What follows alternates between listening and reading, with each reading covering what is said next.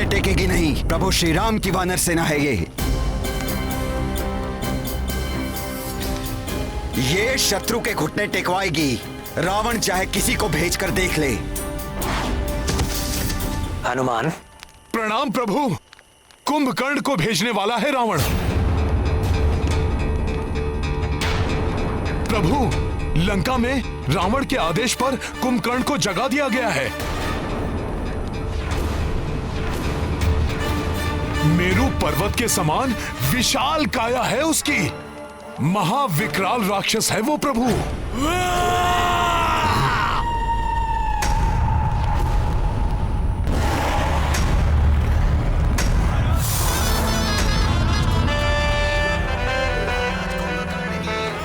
तो अपने उद्देश्य की पूर्ति के लिए भ्राता रावण ने असमय ही भ्राता कुंभकर्ण को निंद्रा से जगा दिया।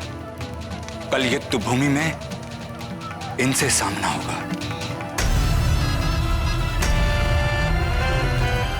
चलते फिरते पर्वत की भांति दिखाई देता है ये महाविकराल राक्षस। ये महाराक्षस इतना भूखा था कि जागते ही राजभवन का सारा भोजन खा गया। वाटिका के समस्त फल खा लिए। ये तो समस्त लंका को ही अपना ग्रास बना लेता, किंतु रावण को संकट में जानकर रुक गया। हाँ, बहुत आदर करते हैं भ्राता रावण का वो, इसीलिए रुक गए। अन्यथा उन्हें देवता भी नहीं रोक सकते थे।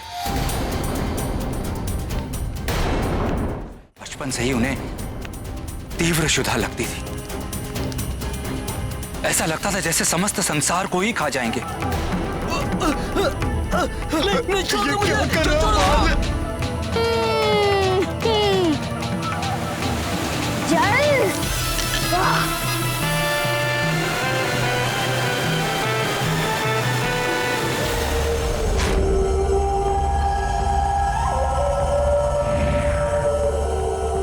अरे वाह, बहुत सारे चमकते हुए फल दिखाई दे रहे हैं।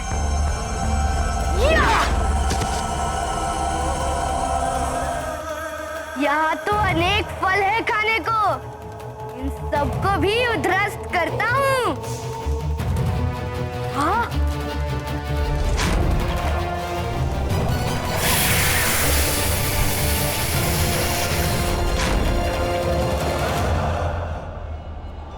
ये तो सूर्य की भांति तप्त है।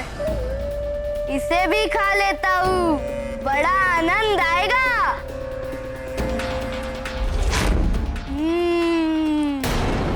और क्या खाऊं और क्या? वो क्या है? रजत की भांति चमकता हुआ। इसकी तो क्षुधा ही शांत नहीं होती।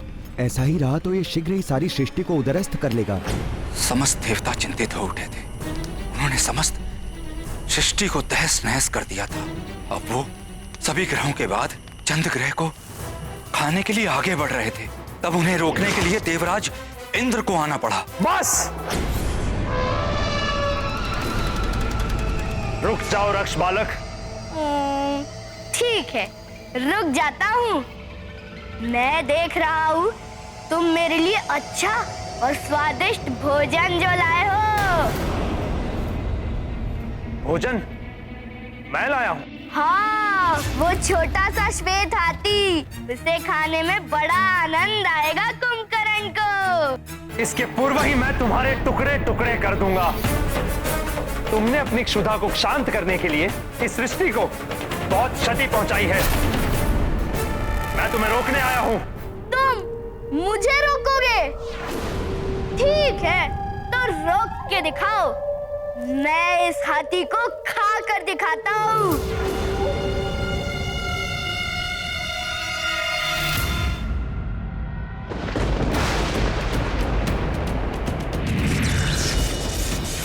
वाह, बहुत सुंदर हो तुम। स्वादिष्ट भी होगे।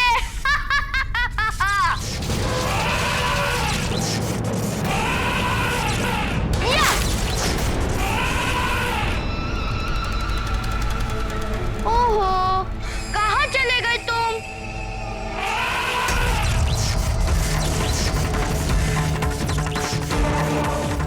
बहुत उत्पात मचा लिया तुमने।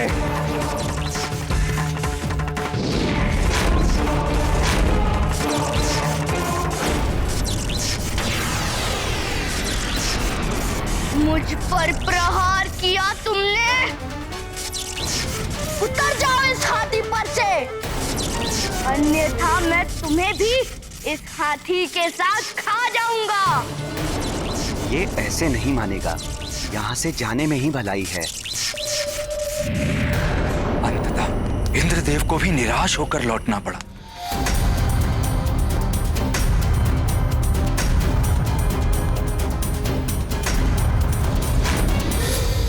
भ्राता लंकेश,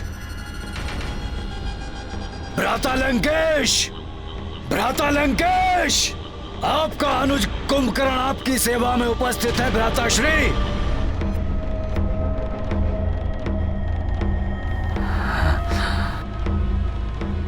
प्रणाम भ्राता श्री।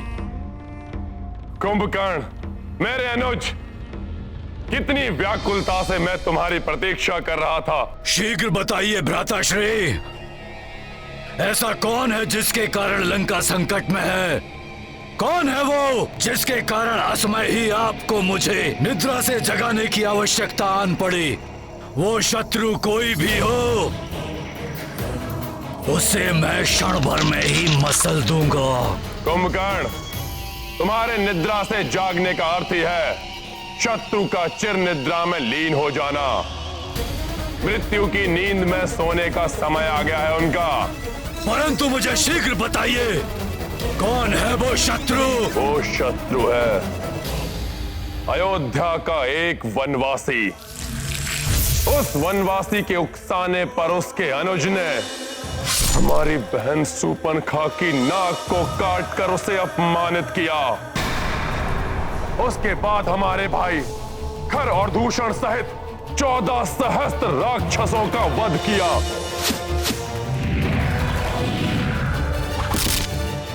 उससे प्रतिशोध लेने के लिए मैंने उसकी पत्नी का अपहरण किया।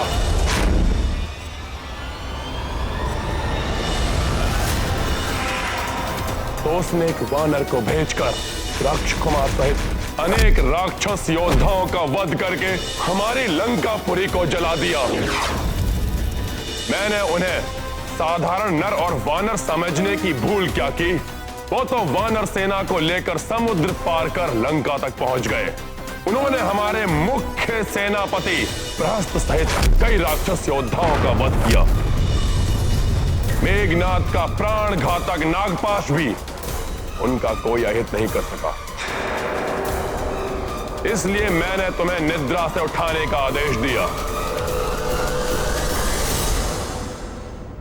तो उचित ही तो किया उस वनवासी ने, तो उचित ही तो किया उस वनवासी ने, तो उचित ही तो किया उस वनवासी ने, तो उचित ही तो किया उस वनवासी ने।